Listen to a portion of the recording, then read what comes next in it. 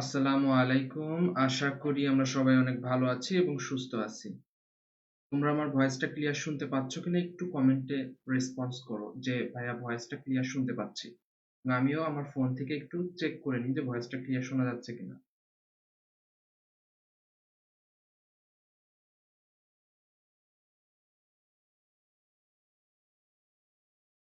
আসসালামু আলাইকুম। আশা করি আমরা সবাই অনেক ভালো আছি এবং সুস্থ আছি। ওকে, ভয়েস ক্লিয়ার শোনা যাচ্ছে। তোমরা তোমাদের বন্ধুদের কাইন্ডলি একটু মেনশন করে দিতে পারো। যারা ক্লাস করতে ইচ্ছুক তারা যুক্ত হয়ে যাবে। আমরা দ্রুতই আমাদের মেইন লেকচারে ফিরে যাব। কেমন?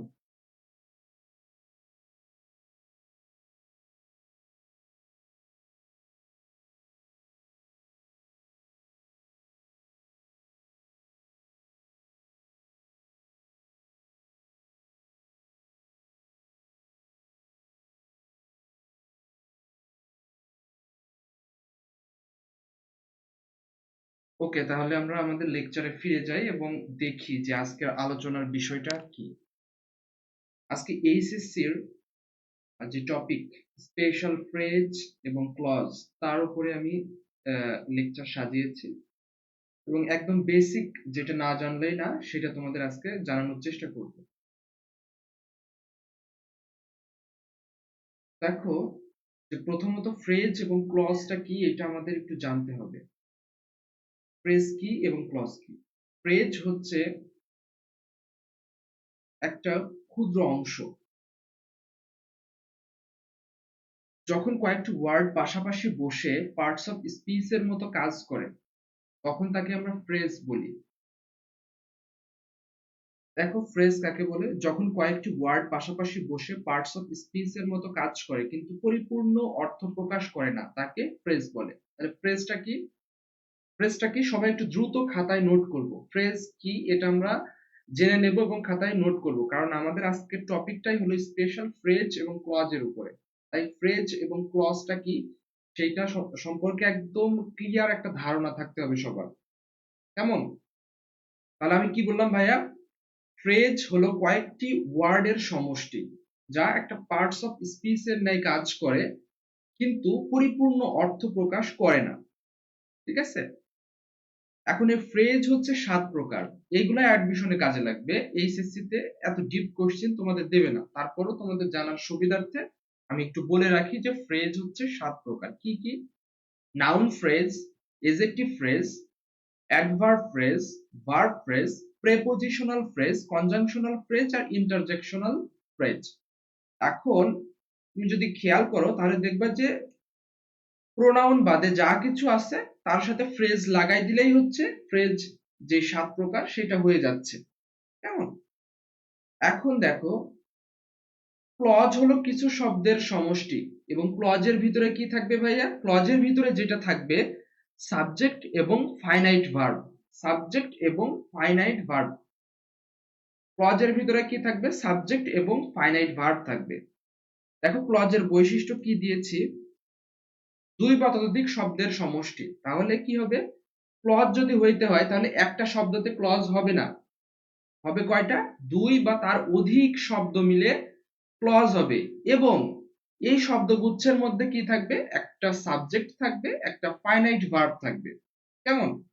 তোমরা ফ্রেজ এবং ক্লজটা ক্লিয়ার কিনা আমাকে একটু জাস্ট জানাও। যদি ক্লিয়ার হও তাহলে ক্লিয়ার, আর যদি ক্লিয়ার না হয়ে থাকো তাহলে জাস্ট লেখো ভাইয়া ক্লিয়ার হয়নি, আপনি আর একটু বোঝান, আপনি আর একটু ডিপে যান।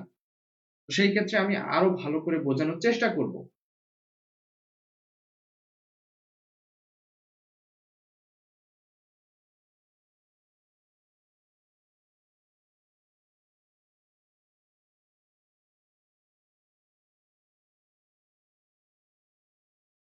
ফ্রেজ এবং ক্লজটা ক্লিয়ার হয়েছে কিনা একটু দ্রুত কমেন্টে জানাবা। একটু দ্রুত জানানোর চেষ্টা করো। এখন দেখো, ক্লজ 3 প্রকার। আচ্ছা, আমি প্রথম থেকে আরেকবার রিভিউ করে দিই। কেমন? তোমাদের সবার বোঝার সুবিধার্থে প্রথম থেকে আরেকবার রিভিউ করে দিই। আচ্ছা, আমাদের এইচএসসির যে টপিকটা আছে, তুমি যদি 2 নাম্বার কোশ্চেন খেয়াল করো 2024 সালের, তাহলে দেখবা যে সেখানে স্পেশাল ফ্রেজ এবং ক্লজের ব্যবহার আছে। এটা কখনো 2 নাম্বার কোশ্চেনে থাকে, কখনো 3 নাম্বার। যদি এইচএসসি 26 ব্যাচের সিলেবাস পরিবর্তন না হয় তাহলে এইটা 2 নাম্বার কোশ্চেনে থাকবে। কেমন? এখন দেখো যে ফ্রেজ জিনিসটা কি। ফ্রেজ এবং ক্লজ দুইটাই কিন্তু কয়েকটি ওয়ার্ডের সমষ্টি, কিন্তু একটাই পরিপূর্ণ অর্থ প্রকাশ করে, একটাই পরিপূর্ণ অর্থ প্রকাশ করে না। এখন দেখো যে ফ্রেজ যেটা, সেই ফ্রেজের মধ্যে কয়েকটি ওয়ার্ড পাশাপাশি বসে একটা পার্টস অফ স্পিচ এর মতো কাজ করবে। হয়তো কখনো নাউনের মতো কাজ করবে, কখনো এজেক্টিভের মতো কাজ করবে, কখনো ভার্বের মতো কাজ করবে, কখনো অ্যাডভার্বের মতো কাজ করবে, কিন্তু পরিপূর্ণ অর্থ প্রকাশ করবে না। কি করবে না ভাইয়া? পরিপূর্ণ অর্থ প্রকাশ করবে না। তাহলে ফ্রেজ পরিপূর্ণ অর্থ প্রকাশ করে না। আর ক্লজটা কি? ক্লজের মধ্যে একটি সাবজেক্ট ও একটি ফাইনাইট ভার্ব থাকতে হবে। ক্লজও হলো কয়েকটি শব্দ বা শব্দগুচ্ছের সমষ্টি, সেখানে একটা সাবজেক্ট এবং ফাইনাইট ভার্ব থাকবে। এই পর্যন্ত ক্লিয়ার কিনা তাই বলো। এখন আমি আরেকটু ভিতরে যাব, আরেকটু ভিতরের কথা। কেন ভিতরের কথা? কারণ তোমার যদি বেসিকটা স্ট্রং না হয় তাহলে তোমাকে আমি যাই গোজামিল দিয়ে পড়াই না কেন, পরীক্ষার হলে গিয়ে তুমি ভুল করে আসবে। কিন্তু আমাদের মেইন গোলটা কি? মেইন গোলটা হচ্ছে যে এই ফ্রেজ এবং ক্লজে যে মার্কটা আছে, 5 মার্ক কিংবা 7 মার্ক যেটাই হোক না কেন, সেটা পরিপূর্ণভাবে আমাদের পেতে হবে। কেমন? এখন দেখো ক্লজ 3 প্রকার। 3 প্রকার ক্লজ কি কি? প্রিন্সিপাল ক্লজ, সাবঅর্ডিনেট ক্লজ আর কোঅর্ডিনেট ক্লজ। এখন প্রিন্সিপাল ক্লজের আরো দুইটা নাম রয়েছে। প্রিন্সিপাল ক্লজের আরো দুইটা নাম হচ্ছে মেইন ক্লজ অথবা ইন্ডিপেন্ডেন্ট ক্লজ। তাহলে প্রিন্সিপাল ক্লজ, মেইন ক্লজ বা ইন্ডিপেন্ডেন্ট ক্লজ সব কিন্তু একই ক্যাটাগরি। আরেকটি ক্লজ রয়েছে সাবঅর্ডিনেট ক্লজ বা ডিপেন্ডেন্ট ক্লজ, এবং আরো একটি ক্লজ রয়েছে যেটা কোঅর্ডিনেট ক্লজ। আজকে ক্লজ সম্পর্কে আর কোনো ধারণা দিচ্ছি না, আর ভিতরে যাচ্ছি না। যে যখন আমি বেসিকের ক্লাসগুলো করাবো অ্যাডমিশনের জন্য, একদম এইচএসসি থেকে অ্যাডমিশন পর্যন্ত যা যা লাগে আমি এই দুইটা একসাথে করাবো। কেন করাবো? কারণ তোমরা যখন অ্যাডমিশনের প্রিপারেশন নিতে যাও ওই এইচএসসি পরীক্ষার পরে, অনেকের ওই সময় কভার হয় না, যার কারণে অনেকের সেকেন্ড টাইমার হয়ে যাওয়া লাগে বা দ্বিতীয়বার ভর্তি পরীক্ষা দেওয়া লাগে। তো আমার কাছে যে স্টুডেন্ট গুলো পড়বে আমি চাইবো যে তারা শুরু থেকেই একটা স্ট্রং বেসিক নিয়ে তাদের কলেজ জীবনটা শেষ করুক, এবং ভার্সিটি অ্যাডমিশনে গিয়ে তাদের যাতে কোনো কিছুতে না আটকায়, আমি এইটা করার চেষ্টা করব। কেমন? আশা করি তোমাদের ফ্রেজ এবং ক্লজের যে বেসিক যে জিনিসটা, যে ফ্রেজ এবং ক্লজটা কি সেটা ক্লিয়ার হয়ে গেছে। এখন আসো যে special uses of some words and phrase সেই সম্পর্কে আমি জানবো। তোমরা দেখো যে ওয়াজ বর্ন বা বি বর্ন, এটা দিয়ে তোমাদের অনেক কোশ্চেন আসে। তোমরা একটু খেয়াল করলেই দেখবা যে অনেক কোশ্চেন আসে। চলো আমি আগে কোশ্চেনে যাই, তারপরে সেখান থেকে আমি তোমাদের দেখানোর চেষ্টা করি। যদি এইটা দেখো,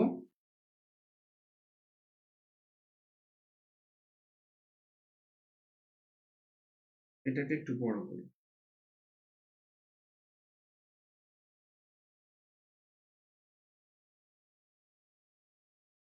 ওকে, বলছে Shamsur Rahman was born in Dhaka. এখন দেখো ওয়াজ বর্ন দ্বারা কি বোঝায়? জন্মগ্রহণ করা বোঝায়। যদি তুমি জন্মগ্রহণ করো তাহলে ওয়াজ বর্ন হবে। আলামিন যদি জন্মগ্রহণ করে ওয়াজ বর্ন হবে। কেন ওয়াজ বর্ন হবে, তাই না? ইজ বর্ন কেন হবে না, বা ওয়ার বর্ন কেন হচ্ছে না, এটাও একটা ব্যাপার, তাই না? দেখো এখানে যখন সিঙ্গুলার আছে, যেহেতু এখানে সাবজেক্টটা সিঙ্গুলার, সেহেতু এখানে ভার্বটা আমরা সিঙ্গুলার নেব। বি ভার্বটা আমরা কি নেব? সিঙ্গুলার নেব। দেখো এখানে কিন্তু আমি আগেই বলেছি এখানে ওয়াজ বর্ন বা বি বর্ন। এখন বি বর্ণের ভিতরে কি থাকতে পারে? দেখো যদি কোথাও বি বর্ণ লেখা থাকে তাহলে তুমি এইগুলো বসাবা। কি কি বসাবা? Am, is, are, was, were. এই বি ভার্বের মধ্যে কি কি রয়েছে? Am, is, are, was, were, এগুলোকে হচ্ছে বি ভার্ব বলা হয়। কেমন? এখন দেখো এই যে ওয়াজ বর্ন দ্বারা কি বোঝানো হচ্ছে? হওয়া, থাকা, অবস্থা বা অবস্থান, বা জন্মগ্রহণ করা। ক্লিয়ার? আমাকে একটু জানাও তোমরা ক্লিয়ার হয়েছো কিনা, যে ওয়াজ বর্ন দ্বারা ভাইয়া জন্মগ্রহণ করা বোঝায়, এটা আমরা ক্লিয়ার হয়েছি? যদি ক্লিয়ার হয়ে থাকো তাহলে জাস্ট ক্লিয়ার লেখো একটু কমেন্টে। তোমাদের রেসপন্স কামনা করছি, কারণ তোমরা যদি বুঝতে পারো সেটাই আমার একটা আত্মতৃপ্তি। এত কষ্ট করে তোমাদের জন্য ক্লাস নেওয়া, তোমরা যদি না বুঝো তাহলে কিন্তু আলটিমেটলি কারো বেনিফিট হচ্ছে না। Clear? Thank you, thank you Joy Chowdhury.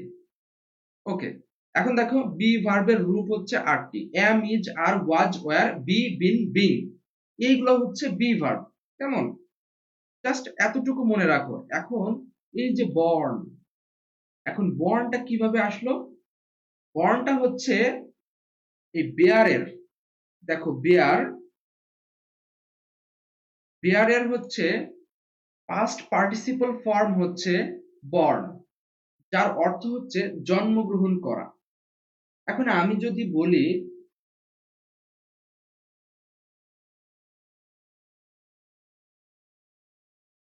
ওকে,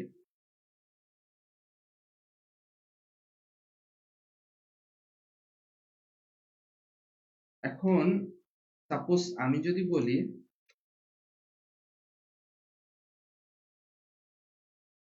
তিশা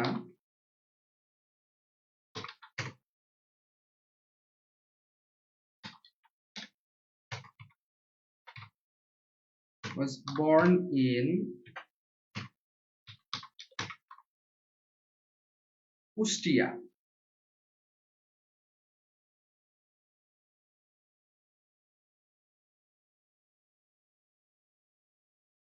দেখো তিশা ওয়াজ বর্ন, এখন ওয়াজ বর্নটা কেন দিলাম আমি? এই যে তিশা যে কুষ্টিয়াতে জন্মগ্রহণ করেছে, এইটা বোঝানোর জন্য ওয়াজ বর্নটা এখানে দেওয়া।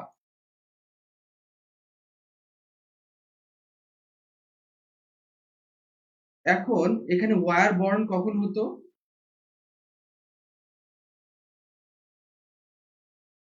যদি আমি দিতাম তিশা অ্যান্ড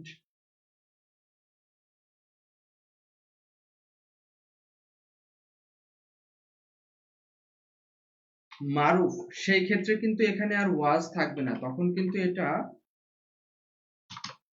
ওয়ার হয়ে যাবে। এটা কিন্তু মাথায় রাখবা।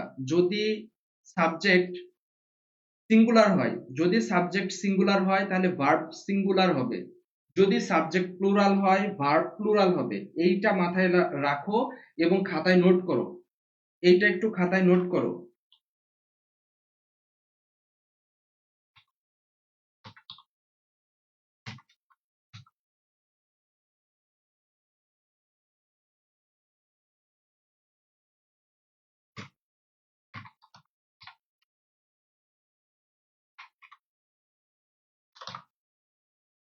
যে সাবজেক্ট যদি সিঙ্গুলার হয় তাহলে ভার্বটাও কি হবে? সিঙ্গুলার হবে। Subject singular, verb singular. দেখো এখানে দুইটা সাবজেক্ট আছে, তৃষা আর মারুফ, সেই ক্ষেত্রে আমরা ওয়্যার ব্যবহার করেছি। হ্যাঁ, এই সেন্টেন্সটা প্যাসিভ মোডে আছে। আসলে দেখো যে জন্মগ্রহণ কিন্তু আলামিন, তুমি কিন্তু জন্মগ্রহণ একা একা করতে পারবে না, তুমি কিন্তু বাবা মায়ের মাধ্যমে পৃথিবীতে এসেছো। কেউ কিন্তু জন্মগ্রহণ একা একা করে না, একমাত্র সৃষ্টিকর্তা ব্যতীত। প্রত্যেকটা প্রাণী রিপ্রোডাকশনের মাধ্যমে তাদের জন্ম হয়, বা অন্য কোনো বৈজ্ঞানিক পদ্ধতিতে জন্ম হয়, কিন্তু স্বাভাবিক যে জন্মটা হয় সেটা কিন্তু কারো না কারো দ্বারা। যেমন আমরা পৃথিবীতে এসেছি বাবা মায়ের মাধ্যমে, সেই জন্য আর কি এখানে ওয়াজ বর্ন ব্যবহার করা হচ্ছে প্যাসিভ মোডে। ওকে, আমরা একটু স্ট্রাকচার গুলো একটু দেখে নিই, স্ট্রাকচার গুলো একটু নোট করে নাও কেমন। প্রথম স্ট্রাকচার দেখো, সাবজেক্ট প্লাস ওয়াজ বর্ন বা বি বর্ন, এখানে মনে করো একটা গ্যাপ থাকবে, এরপরে অ্যাডভার্বিয়াল ফ্রেজ। এখন এই যে অ্যাডভার্বিয়াল ফ্রেজটা কেন এখন এখানে দেখছো অ্যাডভার্বিয়াল ফ্রেজ, এখন অ্যাডভার্ব, অ্যাডভার্ব কি করে? অ্যাডভার্বটা হচ্ছে ভার্বকে মডিফাই করে। এখন এই অ্যাডভার্বিয়াল ফ্রেজের এখানে প্লেস অথবা টাইম যে কোনো একটা থাকতে পারে অথবা দুইটাই থাকতে পারে। তো আমি এখানে দুইটা দিয়েই দেখিয়েছি। যে বঙ্গবন্ধু শেখ মুজিবুর রহমান, এখানে কি লাগাই?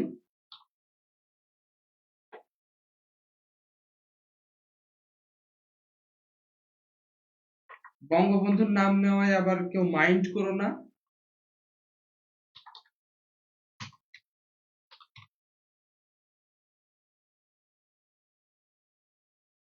ওকে, দেখো এখানে কি হলো, তো প্রথমে আমি বললাম একটা সাবজেক্ট নিব, বঙ্গবন্ধু শেখ মুজিবুর রহমান একটা সাবজেক্ট নিলাম, কেমন? এরপরে ওয়াজ বর্ন বা বি বর্ন, যেহেতু প্যাসিভ মোডে আছে, বঙ্গবন্ধু শেখ মুজিবুর রহমান একা একা জন্মগ্রহণ করেনি, সে বাবা মায়ের মাধ্যমে জন্মগ্রহণ করেছে, লুৎফুর রহমান এবং ফজিলাতুন্নেসা, সরি সরি লুৎফুর রহমানের ছেলে। তো সেই ক্ষেত্রে সে তার মায়ের গর্ভে জন্মগ্রহণ করেছে, যার কারণে কি হলো, ওয়াজ বর্ন দিলাম। এখন দেখো অ্যাডভার্বিয়াল ফ্রেজ, অ্যাডভার্বিয়াল ফ্রেজটা কি? দেখো এইটা হচ্ছে adverb of time, adverb of time period. যে ইন ইন 1920, তাহলে 1920 সালে সে জন্মগ্রহণ করেছে, কোথায়? টুঙ্গিপাড়াতে। এইটা হচ্ছে প্লেস। যদি দেখো সময় উল্লেখ আছে, তাহলে সময়ের জায়গাটাকে তোমরা অ্যাডভার্ব অফ টাইম ধরবা। আর যদি কোনো জায়গার নাম, লাইক কুষ্টিয়া, রাজশাহী, ঢাকা, এই টাইপের জিনিস থাকে, কিংবা বাংলাদেশের যে কোনো ডিস্ট্রিক্টের নাম থাকে, তো সেই ক্ষেত্রে তুমি আহ, সেখানে অ্যাডভার্ব অফ প্লেস ধরবা। কখনো এখানে জাস্ট অ্যাডভার্ব অফ প্লেসও থাকতে পারে, ওয়াজ বর্ন ইন, এই যে এইটা নাও থাকতে পারে, যে ইন টুঙ্গিপাড়া অফ গোপালগঞ্জ, মানে গোপালগঞ্জের টুঙ্গিপাড়াতে সে জন্মগ্রহণ করেছে। I think rule one clear. Rule one clear হলে জাস্ট একটু কমেন্টে ক্লিয়ার লেখো। ক্লাসটা যদিও একটু লেন্দি হবে, কিন্তু করার চেষ্টা করবা ফুলফিল, তাহলে অনেক কিছু শিখতে পারবা।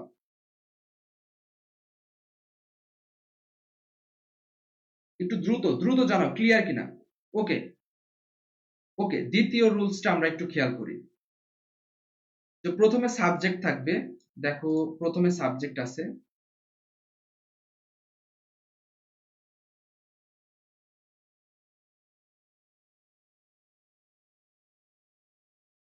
প্রথমে সাবজেক্ট থাকবে, সাবজেক্ট, শি সাবজেক্ট। এরপরে ওয়াজ বর্ন বা বি বর্ন থাকবে, এই যে ওয়াজ বর্ন বা বি বর্ন।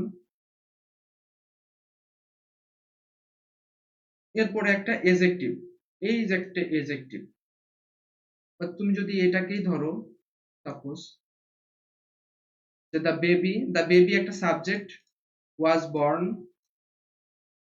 দেন হেলদি, তাহলে বলছে the baby was born healthy, বাচ্চাটা জন্মগত ভাবেই আহ সুস্বাস্থ্যের অধিকারী, হেলদি যাকে বলে আর কি। এখন দেখো খালি ঘরের পরে, এইটা একটা শর্টকাট, ঠিক আছে, এটা একটা শর্টকাট।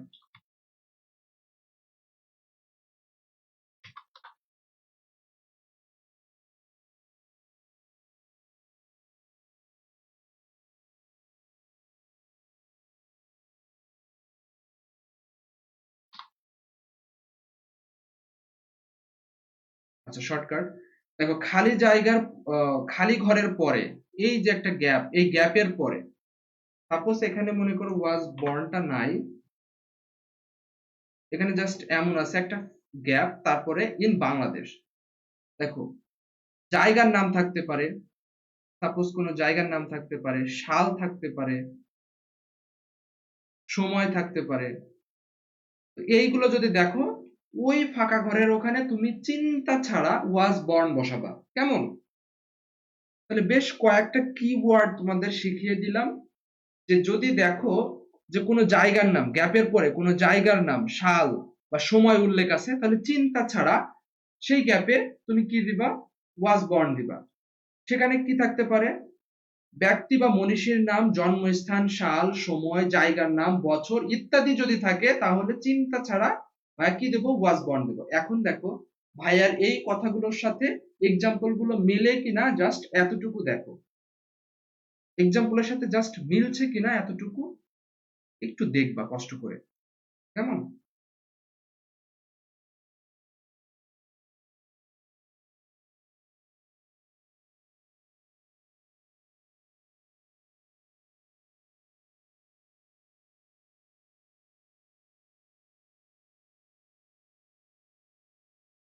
দেখো, have you ever heard the name, তুমি কি কখনো নাম শুনেছো? তুমি কি ওই নামটি কখনো শুনেছো? উইলিয়াম শেক্সপিয়ার, তুমি কি কখনো উইলিয়াম শেক্সপিয়ারের নামটি শুনেছো? হি একটা সাবজেক্ট, কি পেলাম আমরা ভাইয়া? এখানে একটা সাবজেক্ট পেলাম। তারপরে কি বললো? 23rd April 1564 in England. তাহলে দেখো ভাইয়া কি বলেছিল? ভাইয়া বলেছিল যে গ্যাপের পরে আমরা যদি কখনো সাল, কখনো সময়, কোনো জায়গার নাম যদি দেখি, তাহলে আমরা কি দেখবো? সেখানে ওয়াজ বর্ন হবে। দেখো এখানে 23rd এপ্রিল একটা তারিখ, তারিখ বোঝানো হয়েছে, তারপরে সাল এবং একটা জায়গার নাম ইংল্যান্ড। তাহলে এখানে চিন্তা ছাড়া তুমি কি বসাবো ভাইয়া? ওয়াজ বর্ন বসাবা। কেমন? I think clear. চলো একটু 4 নাম্বারটা দেখি, তারপরে আমরা 2024 সালের যে কোশ্চেন গুলো আছে সেগুলো একটু দেখবো।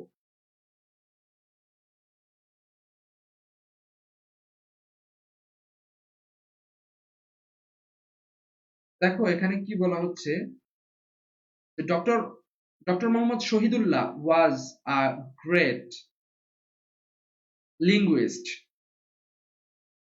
He was born in 885 AD.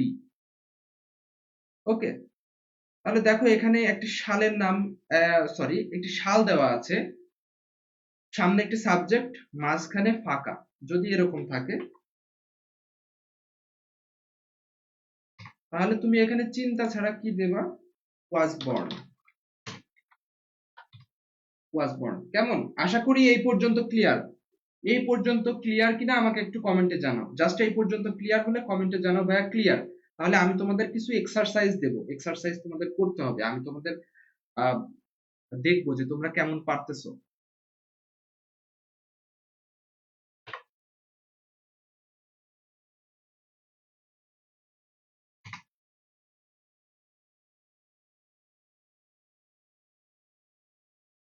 ওকে, এইটার আনসার করো তো একটু ভাইয়া, এইটার আনসার করো।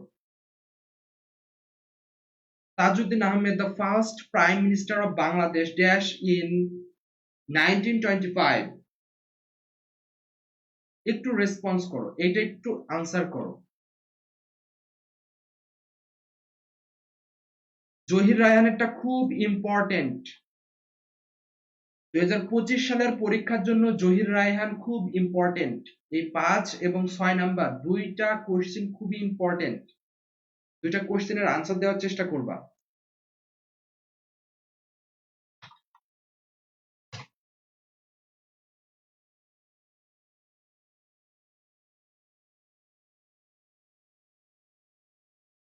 দ্রুত আনসার দাও, একটু দ্রুত আনসার দাও, সবাই দ্রুত আনসার দাও।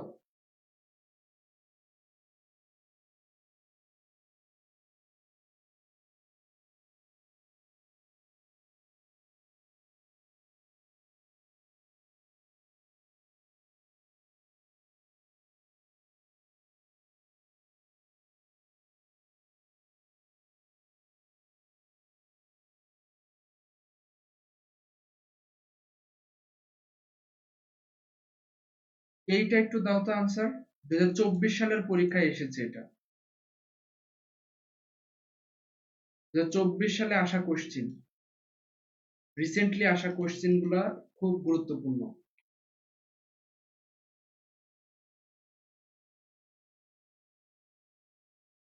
অসংখ্য ধন্যবাদ সবাইকে, অসংখ্য ধন্যবাদ।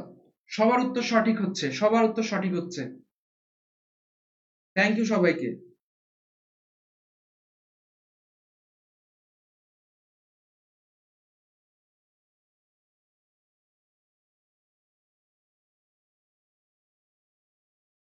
এখন আমরা একটু have to, has to, had two দেখবো। আমরা জাস্ট আজকে কয়েকটি রুলস শিখবো। সেটার মধ্যে হচ্ছে ওয়াজ বর্ন এবং have to, has to, had two, এই দুইটা থেকে পরীক্ষায় প্রশ্ন আসবে, মাস্ট বি আসবে। আমি টোটাল 12টা রুলস শেখাবো, 12টা রুলস থেকে ইনশাল্লাহ 5 মার্ক কমন থাকবে। 12টা রুলস এর মধ্যে 5 মার্ক টোটালি কাভার হয়ে যাবে এবং 3-4টা ক্লাস নেব, 3-4টা ক্লাসের মধ্যে সব শেষ করাই দেবো। এবং টোটাল আমি গ্রামারের 35 থেকে 40টা ক্লাস নেব।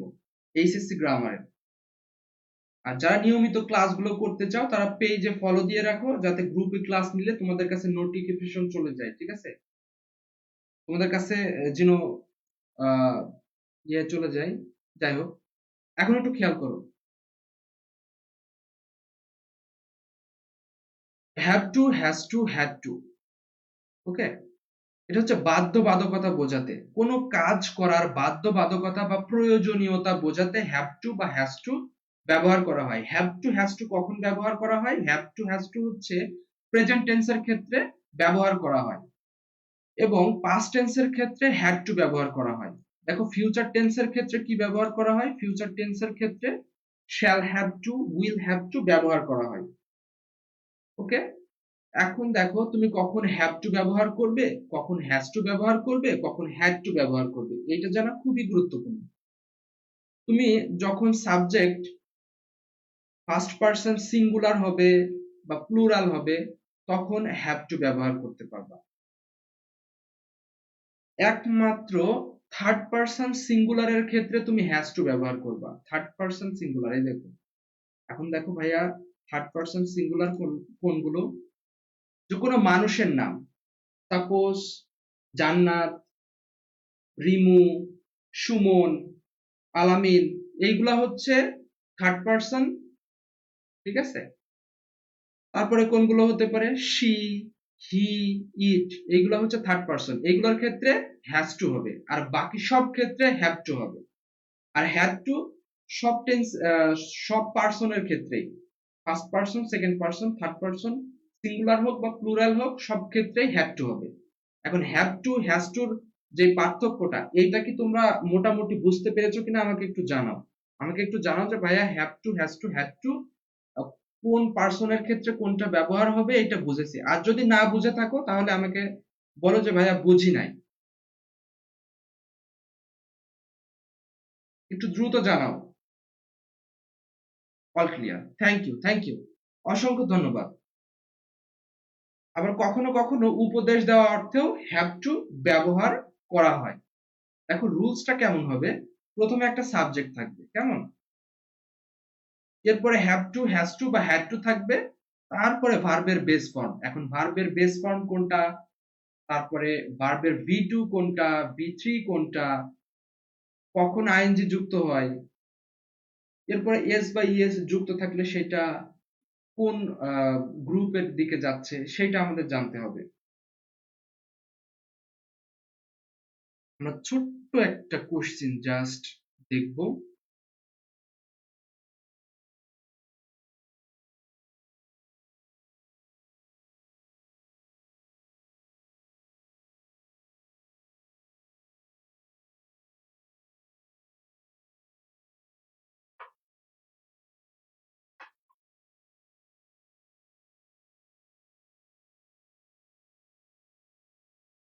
We dash educate all and work hard to develop our country, এটা বরিশাল বোর্ডে 2016 সালে এসেছে। এখন দেখো আমরা একটু রুলস এর সাথে মিল করার চেষ্টা করি।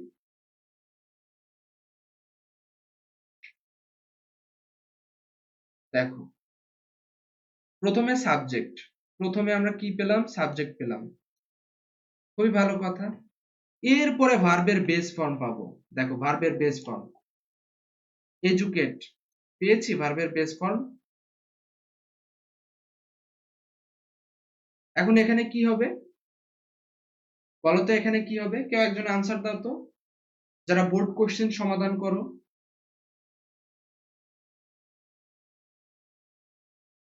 দেখো উই এর পরে কিন্তু হ্যাজ হয় না, উই এর পরে হ্যাভ হয়।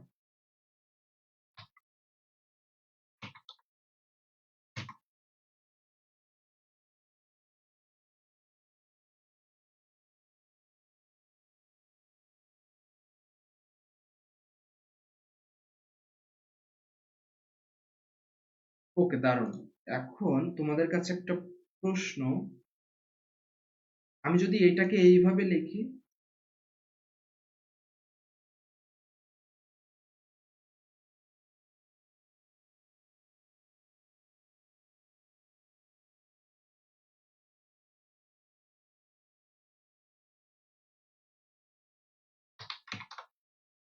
এইটাও লিখলাম,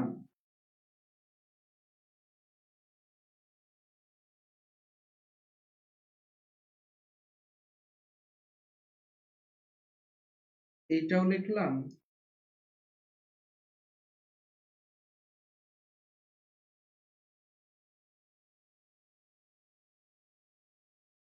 এখন আমাকে একটু জানাও তো, এই তিনটার মধ্যে কয়টা কারেক্ট এবং কয়টা সঠিক আছে? আমাকে একটু জানাও তো, এগুলোর মধ্যে কোনগুলো সঠিক? যদি আমি সিরিয়াল নাম্বার দিয়ে দিই 1,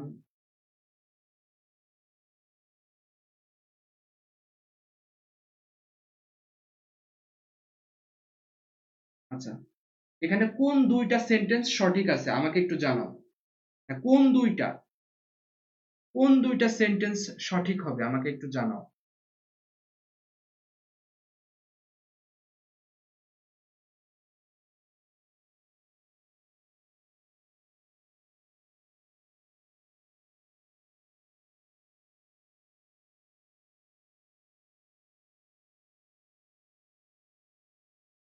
যারা 2 এবং 3 বলছো তারা সঠিক, কারণ এই যে হ্যাভ টুর পরে এডুকেট হবে।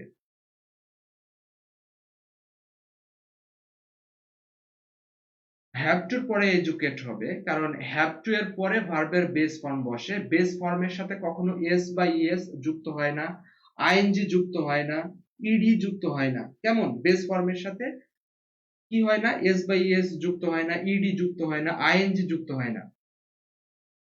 দেখো, এইটা হচ্ছে প্রেজেন্ট পারফেক্ট টেন্স, সেজন্য হ্যাভ এর পরে ডিরেক্ট ভি3 হয়েছে।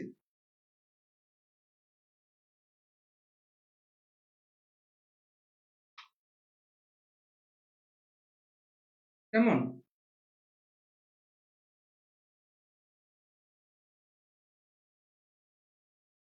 আশা করি এই পর্যন্ত তোমাদের সবার clear. Have to, has two clear. আচ্ছা, ওয়াজ বর্ন এবং হ্যাভ টু বা হ্যাজ টু নিয়ে আর কোনো কোশ্চেন আছে কিনা আমাকে একটু জানাও।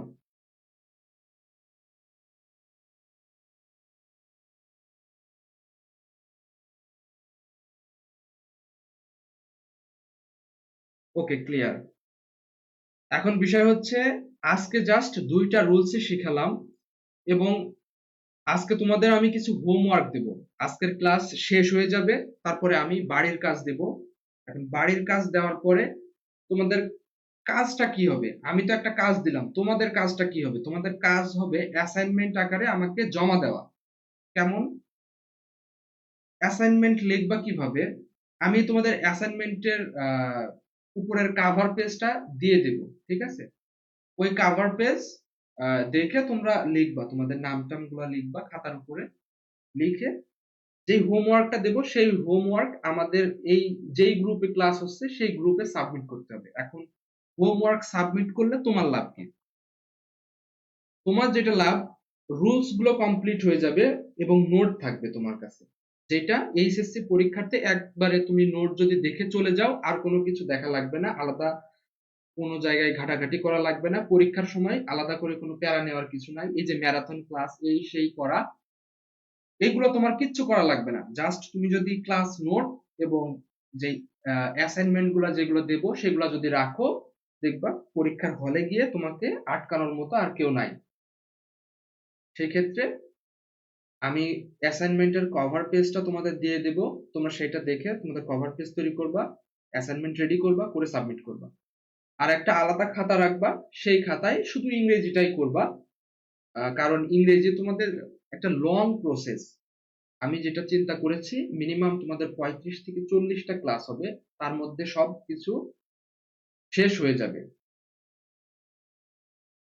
না, ক্লাস প্রতিদিন হবে না, ক্লাস সপ্তাহে মিনিমাম 2 দিন হবে আর ম্যাক্সিমাম 3 দিন হবে।